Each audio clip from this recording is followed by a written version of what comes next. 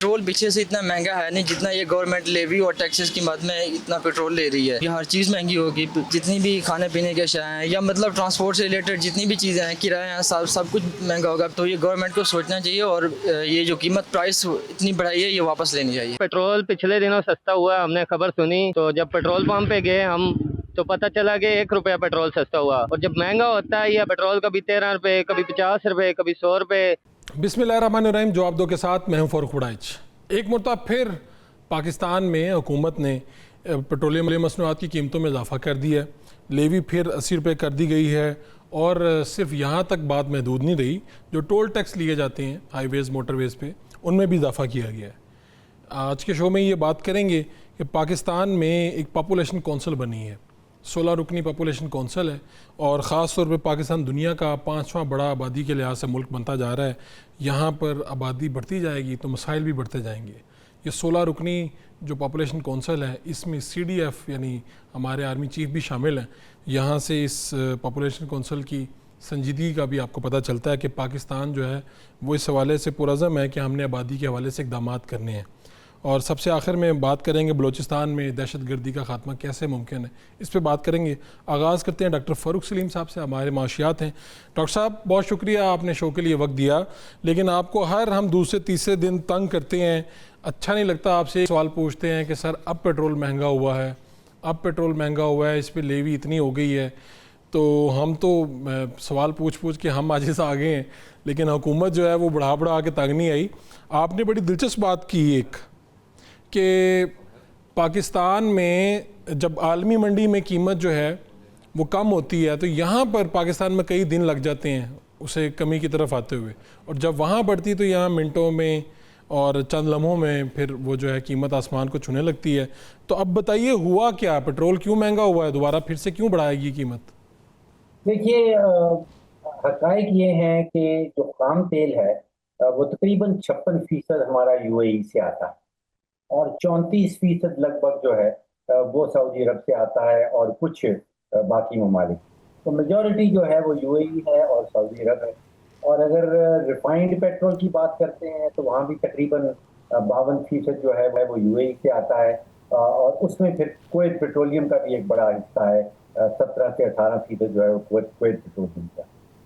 अब चाहे वो UAE से निकले, चाहे वो सऊदी अरब से निकले, चाहे वो कुवैत से निकले, लगभग 3-4 कभी 5 दिन लग जाते हैं वहां से पाकिस्तान की पोर्ट तक पहुंचते पहुंचते। अब जब आलमी मंडी में कीमत में इजाफा होता है तो आप सोचिए कि वो कीमत तो तकरीबन 20 से 21 मिनट के अंदर वो पाकिस्तान में रिफ्लेक्ट हो जाती है और यहाँ कीमतें बढ़ा दी जाती।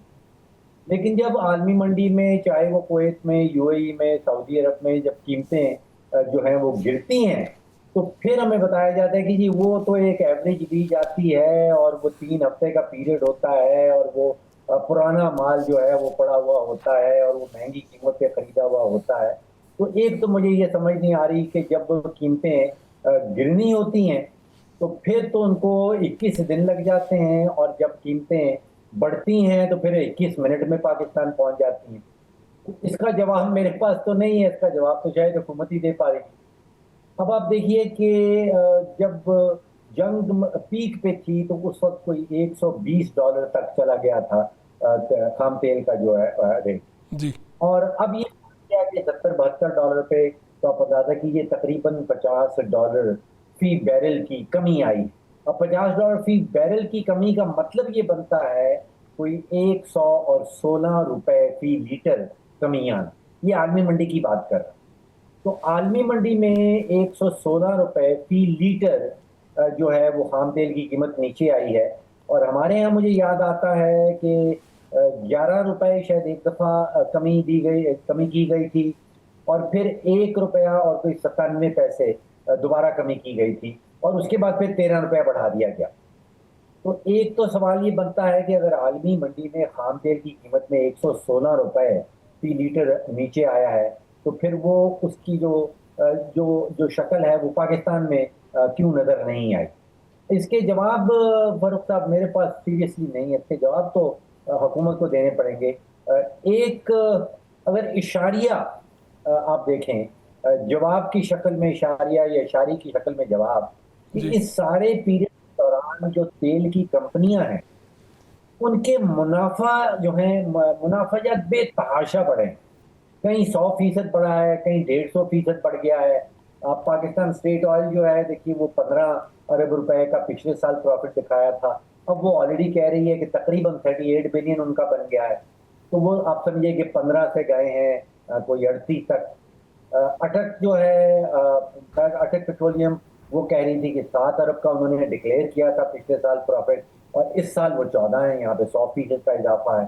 पाकिस्तान रिफाइनरीज ने 2 अरब का प्रॉफिट डिक्लेयर किया था पिछले साल, इस साल उन्होंने डिक्लेयर कर दिया कि 10 अरब का आ गया उनको।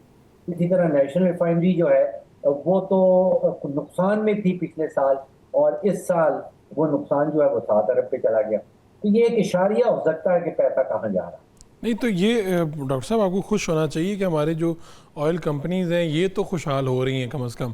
अगर पाकिस्तान में खुशहाली अगर कहीं पहुंच रही है किसी एक सेक्टर में, तो वो यहाँ पे तो आपने जो कंपैरिजन दिया है साल का और उनके मुनाफे का, ये तो बड़ा दिलचस्प है। देखिए हुकूमत ने ये सोचना है कि ये 4 या 5 या 6 कंपनीज ने प्रॉफिट करना है या वो 24 करोड़ के लिए कुछ काम करना है।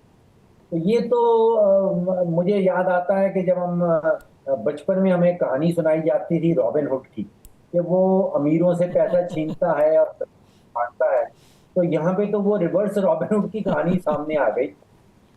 यहाँ पे उल्टी गंगा बह रही है सर। यहाँ गरीबों से जा रहे हैं अमीरों की जेब में, और आप कह रहे हैं कि खुशी का इजहार करें कि वो 24 करोड़ की जेब से निकल के तो यहाँ पे वो आधा दर्जन जो कंपनीज हैं उनकी जेब में जा रहे हैं।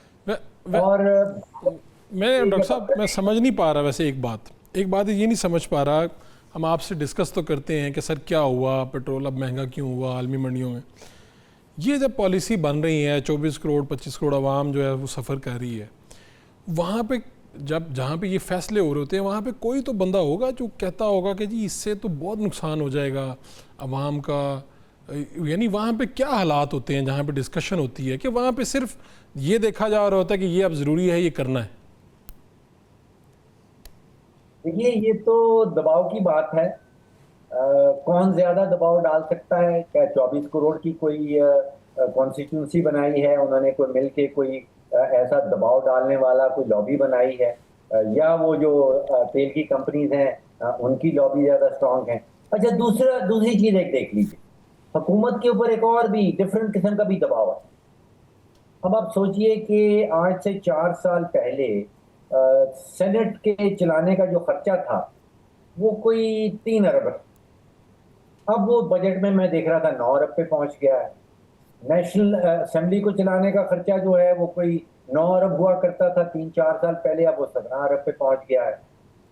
आप देख लीजिए कि पिछले 4 साल हर साल जो है किसी साल 40 करोड़, किसी साल 50 करोड़, किसी साल 41 करोड़ वो एमएनएस की वो जो SDGs कहलाते हैं, सस्टेनेबल डेवलपमेंट गोल्स, कुछ तरक्याती मंसूबों के प्रोग्राम, वो भी हुकूमत ने निकालने हैं कहीं ना कहीं से। अब आपके सामने है कि एमएनएस की तनख्वाह जो 1,88,000 रुपया हुआ करती थी, अब उन बेचारों के ऊपर भी तो महंगाई का दौर है, अब वो 5,19,000 रुपया कर दी गई है। तो वो दबाव भी हुकूमत के पास है जिनका शायद आप लोगों को तो इतना एहसास नहीं होता, लेकिन हुकूमत ने तो वो खर्चे जो हैं वो पूरे करने। तो एक और दबाव हमारे ऊपर आ गया कि अगर आपने नेशनल हाईवेज़ पे कार का जो टोल टैक्स है उसमें 100, वैन का 200, बस का 300 बढ़ा दिया गया, नोटिफिकेशन आ गया। और अब ये भी इससे फिर अब ये होगा कि बसों के किराए में भी इजाफे हो जाएंगे, जहाँ जहाँ किसी मुसाफिर ने जाना है तो अब उसे ज़्यादा पैसे देने होंगे, ज़्यादा किराया देना होगा। तो ये वैसे ये जो टैक्स है आमतौर पे ये किस बुनियाद पर मोटरवेज़ और हाईवेज़ का, इसकी कंस्ट्रक्शन और इसकी मेंटेनेंस के लिए लिया जाता है ना वैसे टोल टैक्स?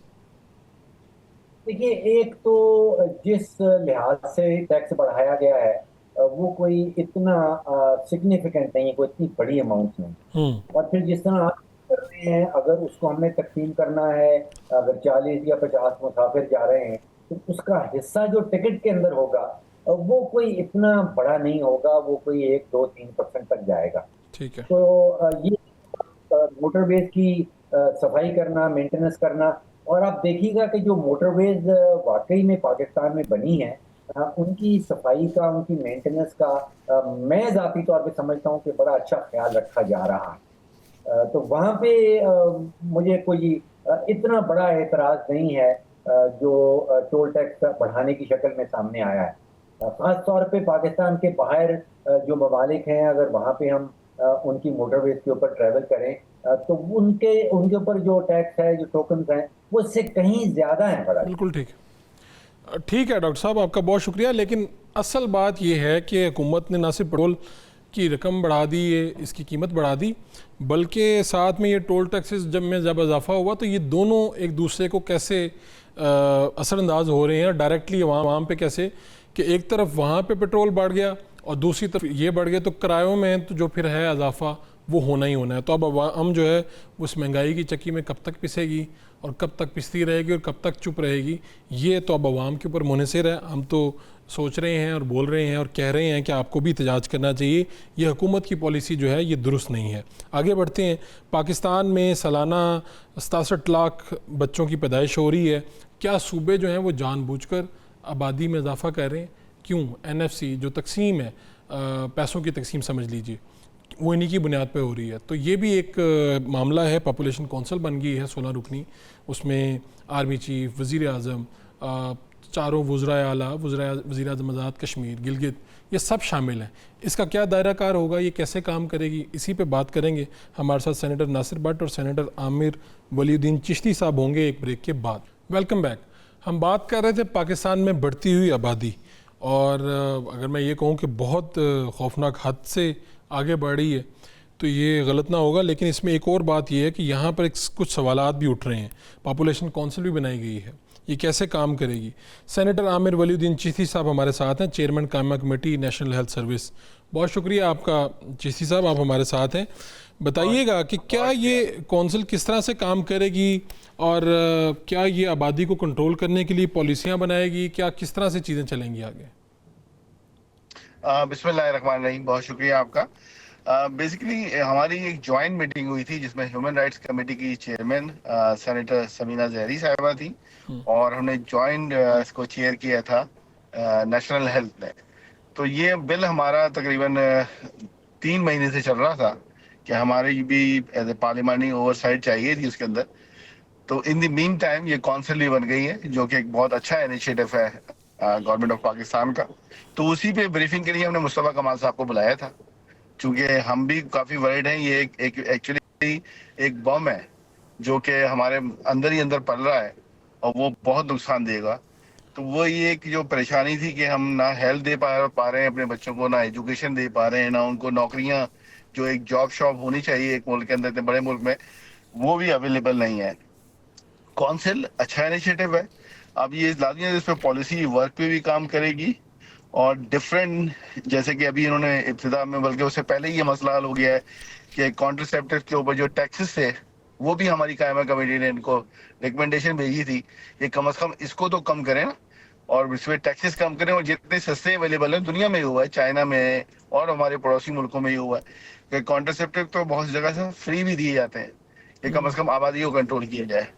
तो ये काफी अच्छा इनिशिएटिव है, लेकिन हम चाहते हैं कि इसके अंदर पार्लिमानी ओवरसाइट हो, जो कि ये कमेटी अब हर 15 दिन में और हर महीने के अंदर इस पे मीटिंग करेगी।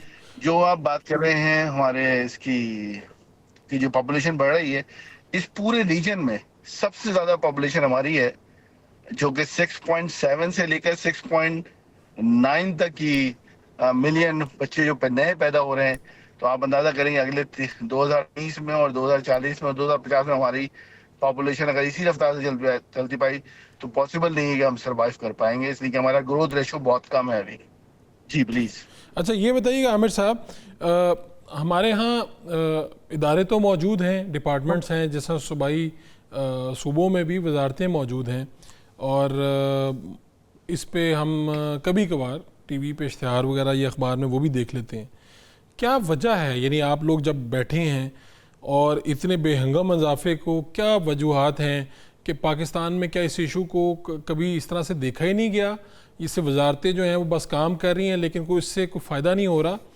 क्या है, आप लोगों ने क्या फाइंड किया जब आप लोग बैठे हैं? आपने बिल्कुल ही राइटली पॉइंट आउट किया है। ये मुझे अपना बचपन भी याद है और आशा है आपको भी याद होगा कि एक जमाने में इश्तिहार चलता था, यानी कि हमारे जो पुराने लोग हैं, जो पॉलिसी मेकर्स थे पुराने, उन्होंने आज से 30 से 40 साल पहले इस खतरे को भांप लिया था। इसीलिए वो इश्तिहारात आप अखबारात में भी देखते थे और टीवी पे, ये कम बच्चे खुशहाल घराना, 2 ही बच्चे अच्छे।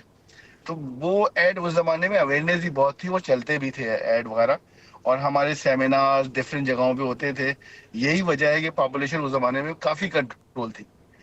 अब चूंकि ये सिर्फ जरूरी नहीं है कि सर शहरी इलाकों में आबादी बढ़ रही है, ये तो खासतौर पे हमारे देही इलाकों में ज्यादा आबादी बढ़ी है। जहाँ पे गुर्बत ज्यादा होगी, एक फिनोमेना है पूरे वर्ल्ड का कि जहाँ पे गुर्बत होगी वहां बच्चों की तादाद बढ़ेगी। बेसिकली अपने आप को सिक्योर फील करते हैं कि कल मेरे बच्चे बड़े होंगे, ये काम करेंगे। जब तक गवर्नमेंट इनको अपनी जॉब्स या प्राइवेट सेक्टर या गवर्नमेंट नहीं देगी, यानी कि हमारी इकोनॉमी बेहतर नहीं होगी, तो इसको कंट्रोल करना हमारे लिए मुश्किल होगा। तो हमें हर चीज का जो दवा है ना, वो हमारी इकोनॉमी है। इसको हमें किसी तरह अपनी ग्रोथ रेट को और बढ़ाना है और पॉपुलेशन को कम करना है। जो मेरे तो सामने मेरे ख्याल नंबर से है अवेयरनेस प्रोग्राम और चलेंगे। आमिर साहब, जो मेरे सामने जी, नंबर प्लीज। हैं वो ये हैं, 2050 तक मुल्क को 66,000 नए स्कूल, 6,80,000 तकरीबन उसातिज़ा की ज़रूरत होगी। 2050 तक 6.5 करोड़ नई मुलाजमतें और 2 लाख इजाफी लेडी हेल्थ वर्कर्स की ज़रूरत होगी। इनको ही हम सर्वाइव नहीं करने दे पा रहे, यही नहीं सर्वाइव हो पा रहे। यानी कि हेल्थ एजुकेशन का हालात आपके सामने है, एजुकेशन के हालात आपके सामने है, जॉब शॉप्स है ही नहीं, जॉब अवेलेबिलिटी नहीं है। तो ये जब नए बच्चे आएंगे, ये बड़ा प्रॉब्लम हो जाएगा हमारे लिए। तो हमें दोनों साइड पे काम करना है। एक तो हमें ग्रोथ रेट भी अपनी कम बढ़ानी है, और ये बच्चों की जो ग्रोथ बढ़ रही है, इसको भी हमें कम अच्छा, करना है। अब इसमें और ये पॉलिसी एक फ्रेमवर्क पे हम काम शुरू कर दिया है। इसमें एक सुकम तो जी, ये आ प्लीज। गया जो वजीर सेहत ने जिसकी निशानदेही भी कर दी कि NFC अवार्ड जो है वो सूबों को आबादी बढ़ाने की तरगीब देता है, यानी जितनी आबादी उतना पैसा, और किसी सूबे की आबादी कम होगी तो उसे NFC से भी कम हिस्सा मिलेगा। तो ये तो सीधी सीधी है कि हम खुद ही अपने हाथ से सूबों को आपने ये इख्तियार दिया है कि भाई वो क्यों करेंगे, उन्होंने वो जो वजारतें बनाई हुई हैं वो क्यों काम करेंगी जब उन्हें पैसा ज़्यादा मिलेगा। आपका बिल्कुल मुनासिब है, और कल की मीटिंग में हमने ये भी बहुत बड़ा डिस्कस किया है। और पिछले 1 साल से हमारी ये रिकमेंडेशन है कि आबादी का जो रेशो आपने बढ़ाया हुआ, हमारी नेबरिंग कंट्री ने सबने खत्म कर दिया है ये, कि जी आबादी के रेशो से आपको पैसा नहीं मिलेगा, आप जितना कमाएंगे आपको उस हिसाब से पैसा मिलेगा। तो ये तो रिकमेंडेशन है, और उम्मीद है कि ये नेक्स्ट NFC अवार्ड जो आएंगे तो उसके अंदर इसको हाईलाइट किया जाएगा। बल्कि गवर्नमेंट भी इस पेज पे मौजूद है कि इसका जो हमने करते हैं कि आप आबादी बढ़ाएं और पैसे ज्यादा लें, तो अब हमारी पॉलिसी ये होनी चाहिए कि आप जितनी आबादी कम करेंगे हम आपको ज्यादा पैसे देंगे। और तो साथ पॉलिसी को इसको रिवाइज ठीक करने है, हमारी और रिकमेंडेशन भी गई है। आप लोग क्या सोच रहे हैं किस तरह से, यानी मुल्की लेवल पे किस तरह से चीज़ें बढ़ेंगी, क्योंकि बहुत से इलाकों में इसे अच्छी चीज़ समझा जाता है कि बच्चे ज़्यादा हैं तो अच्छी बात है, और बहुत से मामला इसके साथ जुड़े हुए हैं। तो आपको उलमा कराम भी चाहिए होंगे, इन्फ्लुएंसर भी चाहिए होंगे पूरे मुल्क में। जिस तरह से पॉपुलेशन काउंसिल को अगर मैं देखता हूँ कि सारे सूबे जो हैं उनके वज़राए आला, वज़ीर आज़म आज़ाद कश्मीर, गिलगित, और इस फिर साथ में देखता हूँ कि आर्मी चीफ भी इसी पॉपुलेशन काउंसिल का हिस्सा है। तो ये तो पता चल गया कि हुकूमत इसमें इस दफ़ा संजीदा नज़र आ रही है इस इकदाम करने में। तो आप लोगों ने क्या सोचा है, किस तरह से चीज़ें आगे बढ़ेंगी, जो प्लानिंग हो रही हैं? साल से ये कमेटी हमारी काम कर रही थी, जिसमें जी सर देखिए, इसमें तो as a parliament, as a senate कर रहा है, एज ए नेशनल असेंबली भी डेफिनेटली इस पे काम कर रही है, और गवर्नमेंट बहुत सीरियस लग रही है इसके ऊपर।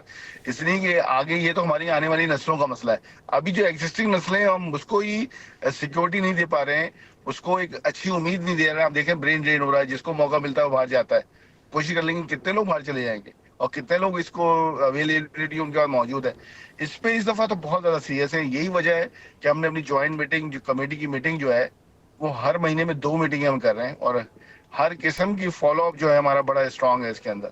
और कब मुझे लगता है कि जो अब फील हो रहा है कि अपोजिशन भी एक पेज के ऊपर है, एस्टैब्लिशमेंट भी एक पेज पे है, और गवर्नमेंट भी एक पेज पे है, कि इससे जो है, और खासतौर पर मीडिया का इसमें मुझे बहुत ताउन चाहिए होगा हमें। और मीडिया भी ये बात समझता है कि बहुत सेंसिटिव इशू है, और इसको हमें कंट्रोल सिर्फ हम सब मिलके ही कर सकते हैं। ये सिर्फ गवर्नमेंट के बस का काम नहीं है, गवर्नमेंट अकेली करे। आवाम को जब तक अवेयरनेस नहीं मिलेगी, और उसके जब तक उसकी जो इकोनॉमी एक्टिविटीज हैं वो नहीं बढ़ेंगी, तो बहुत मुश्किल है कि हम इसको कंट्रोल कर पाए। इसलिए उसकी वो सिक्योरिटी यही है कि उसके 6 बच्चे हों, उसके 8 बच्चे हों, तो वो बाहर निकले, कमाएं और उसका घर चलाएं। तो अभी तो हमने वो भी एक उसको चिश्ती साहब आपका ताल्लुक MQM से है, वहाँ पे तो एक शिकवा ये भी पाया जाता है कि जो मर्दमशुमारी की गई है वो ठीक मर्दमशुमारी नहीं है, वो सही फिगर्स नहीं बताती। कराची की आबादी के हवाले से MQM का शिकवा रहता है, उस हवाले से भी चूँकि अब आप जिस स्टेज पे जा रहे हैं जी, मैं तो ये बता रहा हूँ कि वो तो ये तो बच्चा, हम तो पैदाइश की बात कर रहे हैं, यहाँ तो जो बड़े लोग कर दिया गया 65 लाख रुपए 6.5 मिलियन लोग अपने मिसिंग कराची और हैदराबाद के शहरी इलाकों से। तो वो तो एक है कि यहाँ पे कम भी किया जाता है, लेकिन कुछ इलाकों की आबादी बढ़ा दी जाती है। लेकिन सब्जेक्ट ही यही है कि जो नए आने वाले बच्चे हैं, जो कि पाकिस्तानी बच्चे हैं, ना वो पंजाबी हैं, ना महाजिर हैं, ना सिंधी है, ना पख्तून, ना बलोच, वो पाकिस्तानी है। और ये बोझ पूरा पाकिस्तान में बढ़ा है और इस बोझ को हम पूरे पाकिस्तान के हिसाब से ही उठा के और इसको रिजॉल्व कर सकते हैं।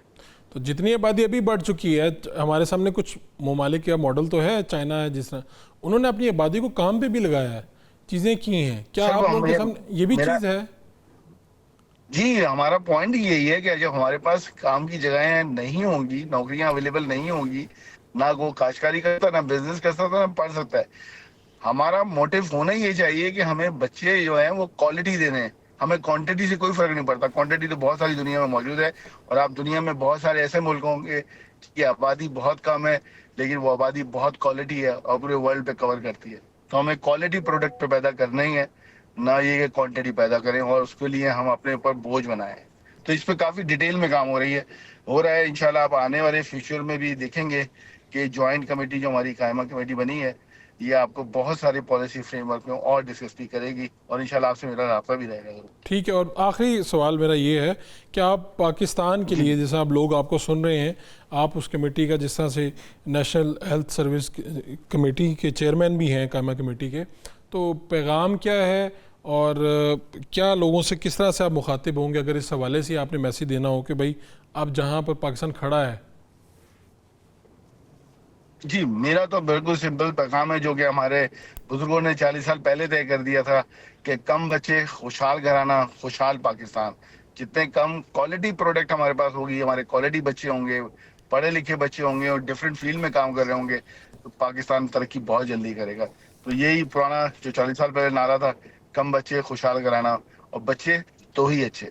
बिल्कुल ठीक ये है, मेरा पैगाम है सबको। बच्चे दो ही अच्छे। ठीक है, बहुत शुक्रिया आपका सेनेटर आमिर वलीउद्दीन चिश्ती साहब हमारे साथ थे। ये खतरनाक बात है, पाकिस्तान दुनिया का 5वां बड़ा आबादी वाला मुल्क बन गया।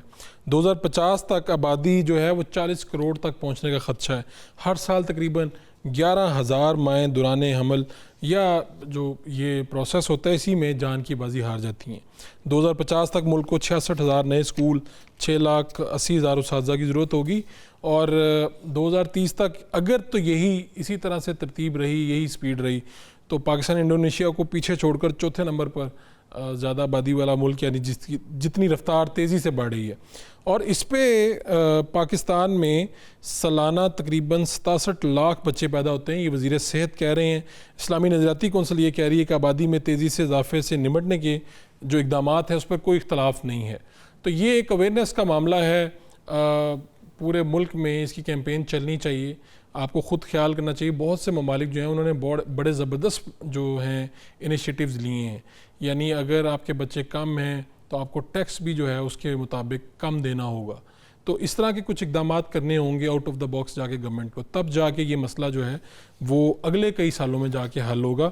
आगे बढ़ते हैं, एक ब्रेक लेते हैं, ब्रेक से वापस आएंगे तो बात करेंगे बलूचिस्तान की। बलूचिस्तान में क्या हो रहा है? बलूचिस्तान में जो दहशतगर्दी है उसका सामना है, इसका खात्मा कैसे मुमकिन है? शाहिद रिंद तर्जुमान बलूचिस्तान हुकूमत हमारे साथ होंगे। एक short commercial break. Welcome back. Balochistan में दहशतगर्दी का खात्मा कैसे मुमकिन है, वहाँ पर क्या हालात हैं? शाहिद रिंद साहब हमारे साथ हैं, तर्जुमान बलूचिस्तान हुकूमत। इनसा बहुत शुक्रिया, आपने वक्त दिया। बताइएगा ये जो सिलसिला शुरू हुआ इस पर DGI साहब ने भी गुफ्तगू की, अभी क्या सिचुएशन है, कहाँ पे क्या हो रहा है, और ये जो दहशतगर्दी है जिसका सामना बलूचिस्तान को कई सालों से है, अभी क्या हुआ है लेटेस्ट?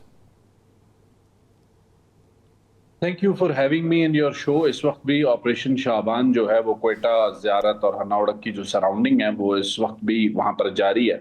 और ये पहली मरतबा है जब ऑपरेशन के लिए पाकिस्तान आर्मी और FC के साथ साथ जो है बलूचिस्तान पुलिस के दस्ते भी इस ऑपरेशन में हिस्सा ले रहे हैं।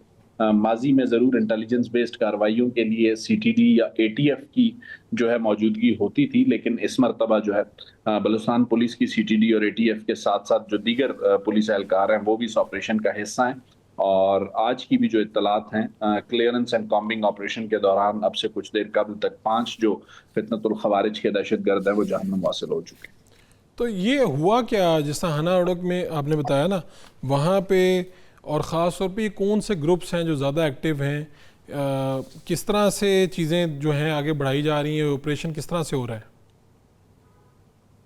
देखें, ऑपरेशन की डिटेल्स में तो इस वक्त मैं नहीं जाऊंगा। उसकी रीज़न ये है कि ऑपरेशन की डिटेल्स को इस वक्त मीडिया पे डिस्कस करना मेरा ख्याल है ऑपरेशन के लिए बेहतर नहीं है। जो पॉइंट आपने उठाया है कि ये किस तरीके से दोबारा कार्रवाइयाँ शुरू हुई हैं, तो एक चीज़ आपको जहन में रखनी होगी कि ये जो इलाका है हरनाई, ज़ियारत, हना उड़क, यहाँ पर प्रेजेंस जो है BLA और TTP दोनों की मौजूद थी। और न सिर्फ प्रेजेंस मौजूद है बल्कि इनका नेक्सस भी मौजूद है। हमारे पास इसके सर्कमस्टांशियल एविडेंसेस मौजूद हैं।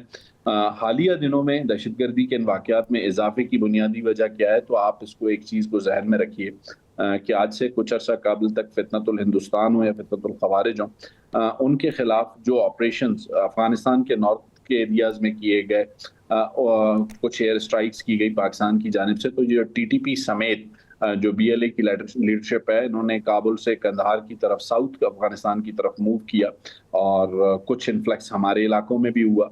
और दुश्वार गुजार पहाड़ी इलाका है तो उसका एडवांटेज दहशतगर्दों ने लेने की कोशिश की। कुछ इंटेलिजेंस इंफॉर्मेशन इसके मुतालिक मौजूद थी और उस पर जो है ये कार्रवाइयाँ शुरू की गई। एक छोटी सी जो है वो कोताही ज़रूर हुई, एक पुलिस चेक पोस्ट कायम करनी थी हना उड़क के इलाके में, लेकिन वो भी कोताही इस तरीके से कि उसके जो इलाकाई मोतबरीन हैं उनसे डिस्कशन चल रही थी कि वो चेक पॉइंट किस जगह पर होगा। उस डिस्कशन के दौरान एक आध दिन लग गया और दहशतगर्दों को एक मौका मिला जिसमें हना उड़क में उन्होंने हमले की कोशिश की। ताहम जो गयूर अवाम है हना उड़क की, उन्होंने उनको रिस्पॉन्ड किया और फिर उसके बाद वहाँ पुलिस पहुंची, पुलिस ने उनको रिस्पॉन्ड किया। और इस वक्त जो ऑपरेशन शाबान है वो तीनों जो आर्म फोर्सेस हैं, आर्मी, FC और पुलिस, उनकी जानिब से जारी है। अच्छा, हमने देखा ना वज़ीर आला बलूचिस्तान भुट्टी साहब गए, ज़ियारत गए बगैर प्रोटोकॉल के, और क्या हाल, वो एक मैसेज था या क्या तैयारी थी कि बलूचिस्तान हुकूमत तैयार है? क्योंकि ख़ुद ज़ियारत जो है, ये रास्ता जो है उस तरह से सिक्योर नहीं बताया गया। जब हमें वहाँ पे मौका मिला जाने के लिए, पूछा हमने, तो पता चला कि शायद इस तरह से सिक्योर नहीं है। और आपने जो 2 ग्रुप्स के अंदर TTP और BLA का नाम लिया, बताया गया कि ये मुतहरिक हैं। तो वज़ीर आला जो हैं वो इन वाक़यात के बाद वहाँ पर तशरीफ़ ले गए ज़ियारत, तो फिर उन्होंने वहाँ पर मीटिंग की जाके। देखिए, 2 चीज़ें हैं। चीफ मिनिस्टर बलूचिस्तान ने उस दिन अपने विजिट के दौरान भी जो एक वीडियो स्टेटमेंट जो उसका इशू हुआ मीडिया को, उसमें 1-2 बातें बहुत वाज़ेह अंदाज में कही। सबसे पहले ज़ियारत बाय रोड जाने का एक रीज़न ये था कि टेक्निकल रीजंस पे उस दिन ग्राउंड था बलूचिस्तान गवर्नमेंट का हेलीकॉप्टर, तो एयर स्ट्रिप कोई वहाँ पे ऐसी मौजूद नहीं है ज़ियारत के करीब जहाँ पर एयरक्राफ्ट लैंड कर सकता हो। और दूसरा जो पॉइंट था वो चीफ मिनिस्टर का ये वाज़ेह था बुलेट प्रूफ गाड़ी इस्तेमाल ना करने का। उनका ये पॉइंट था कि अगर मैं अपने आर्म फोर्सेस को, अपनी पुलिस को जब तक इक्विप्ड नहीं कर सकता, उस वक्त तक मैं सिर्फ इसलिए क्वेटा के ठंडे कमरे में बैठे रहूँ कि सिक्योरिटी इजाज़त नहीं देती, हेलीकॉप्टर डाउन है, तो मैं वहाँ नहीं पहुँच सकता। तो उन्होंने क्लियर मैसेज दिया कि वो फ्रंट से लीड करेंगे और जहाँ भी उनकी फोर्सेस को उनकी ज़रूरत होगी, being a chief executive of the province, वो खुद वहाँ पहुँचेंगे, चाहे उसके लिए उन्हें कोई भी रिस्क लेना पड़े। और एक बात ये कि ये जो ऑपरेशन शोबान है, इसमें अभी तक क्या तादाद है जो दहशतगर्द जो है हलाक हुए हैं? जी, गुज़िश्ता रोज़ तक इनकी तादाद तकरीबन जो है 56 के करीब थी। आज मैंने आपको अपडेट किया कि मज़ीद जो 5 दहशतगर्द हैं वो मारे गए हैं इस क्लियरेंस ऑपरेशन के दौरान, और इलाके में मौजूद आखिरी दहशतगर्द तक ये कार्रवाई जो है वो जारी रहेगी। अपोजिशन की जाने से पार्लियामेंट का इजलास बुलाने की तजवीज़, क्या सूबे के मसाइल इस तरह से हल हो सकते हैं? देखिए, अपोजिशन की जानिब से जो तजवीज़ दी गई है उससे कुछ अरसा कब चीफ मिनिस्टर बलूचिस्तान इस बात पर काफ़ी अरसे से गौर कर रहे थे कि वो स्पीकर नेशनल असम्बली और चेयरमैन सेनेट को एक ख़त लिखेंगे और वो इस ख़त में ये मुतालबा करेंगे दोनों हाउसेस के जो हेड्स हैं उनसे कि बलूचिस्तान पर एक इन कैमरा सेशन बुलाया जाए जहां पर वो चीफ मिनिस्टर बलूचिस्तान की हैसियत से दोनों जो ऑगस्ट हाउसेज हैं नेशनल असेंबली का और सेनेट का, वो उन्हें बलूचिस्तान की सूरत हाल पर ब्रीफ करें और पॉलिटिकल लीडरशिप जो भी इत्तफाक़ राय से फैसला करे, हो सकता है कि उस फैसले में जो ओपिनियन है चीफ मिनिस्टर बलूचिस्तान का सरफराज बुगटी का, जो गुज़िश्ता 1-1.5 दहाई से है इस दहशतगर्दी के हवाले से, अगर वो उस ओपिनियन से डिफर करके भी कोई फैसला करते हैं तो पार्लिमानी जमहूरियत में जो फैसले हैं वो अक्सरियत की बुनियाद पर होते हैं और अक्सरियत के फैसले को तस्लीम करने के चीफ मिनिस्टर बलूचिस्तान पाबंद हैं। लेकिन एक चीज याद रखिएगा कि जो अपोजिशन की बात आपने की, जिस वक्त अपोजिशन खैबर पख्तूनख्वा हाउस के ठंडे कमरों में बैठी हुई थी, जिस वक्त उन्हें ज़ियारत में मौजूद होना चाहिए था, उस वक्त वो खैबर पख्तूनख्वा हाउस के ठंडे कमरों में बैठ के मीटिंग्स कर रहे थे। चीफ मिनिस्टर बलूचिस्तान हिमसेल्फ वहाँ ज़ियारत में मौजूद थे। अपोजिशन की ही एक जमात है, एक पॉइंट ऐड करूंगा, अपोजिशन की ही एक जमात है जमीयत उलमा इस्लाम फजलुर रहमान ग्रुप, मौलाना फजलुर रहमान साहब हो, मौलाना वासे, दोनों का जो रोल था इस सारे सिचुएशन में, देखें अपोजिशन वो होती है जो आपकी चीज को क्रिटिसाइज करे लेकिन नेशनल इशू पे कम से कम उसे सियासत बराए सियासत या तनकीद बराए तनकीद नहीं करनी चाहिए। तो इस इशू पे जब चीफ मिनिस्टर बलूचिस्तान से मौलाना फजलुर रहमान और मौलाना वासे साहब का रब्ता हुआ, उन्होंने उन्हें चीज़ों पे क्लैरिटी दी। उसके बाद इस जमात ने, JUIF ने, एक जिम्मेदार अपोजिशन की जमात होने का रोल प्ले किया और तनकीद बराए तनकीद या सियासत बराए सियासत के बजाय वो उन लवाहिकीन के साथ और हुकूमत के साथ जो नेगोशिएशंस हैं वो उसका हिस्सा बने। कुछ ऐसे लोग हैं जिनकी पार्लिमानी हैसियत पार्लियामेंट में एक रुकन से ज्यादा की नहीं है, लेकिन अगर उनकी गुफ्तगू सुने तो हमें हैरत होती है कि वो जो गुफ्तगू करते हैं बावजूद इसके कि जिस वक्त उन्हें बलूचिस्तान में होना चाहिए था, अपनी लोगों के पास होना चाहिए था, वो खैबर पख्तूनख्वा हाउस में बैठे सियासी तौर पर सियासी मामलात को डील कर रहे हैं। ठीक है, और आप कह रहे हैं कि देखें ना, मसला तो ये बलूचिस्तान का मसला पाकिस्तान का है। बलूचिस्तान के भी जो रहनुमा हैं, यानी जो कौमी असम्बली के अपोजिशन लीडर हैं, उनका ताल्लुक वहाँ से, वो जीत के आए हैं, लेकिन वो जो थे इस सारे मामले में वहाँ से बैठ के बयानबाजी कर रहे थे इस्लामाबाद से, खैबर पख्तूनख्वा हाउस से। ठीक है जी, बहुत शुक्रिया आपका शाहिद रिन साहब, तर्जुमान बलूचिस्तान को। ये जो मामला है ऑपरेशन शोबान, ये जारी है और आपके सामने अपडेट्स रख रहे हैं। बलूचिस्तान में जो हालात हैं वो पिछले चंद माह से ख़राबी की तरफ गए हैं, लेकिन अब फोर्सेस जो हैं वो ऑपरेशन जारी रखे हुए हैं। वहाँ पर कुछ 1 माह पहले जाने का मौका मिला था और ख़ास तौर पे ये भी देखा गया है कि जब से पाकिस्तान ने इंडिया को शिकस्त दी है, दूसरी तरफ अफ़गानिस्तान की तरफ जो है पाकिस्तान ने थोड़ा सा स्क्रू टाइट किया है, तो उसके बाद से प्रॉक्सी वार का एक सिलसिला है जो हमें बलूचिस्तान में भी नज़र आता है और वहाँ पर भी इदारे लेकिन चौकस हैं। देखें कि इंशाल्लाह जो है अच्छी खबरें मिलेंगी, पाकिस्तान आगे बढ़ेगा, बलूचिस्तान आगे बढ़ेगा। इंशाल्लाह फिर मुलाकात होगी। अल्लाह ने के बाद।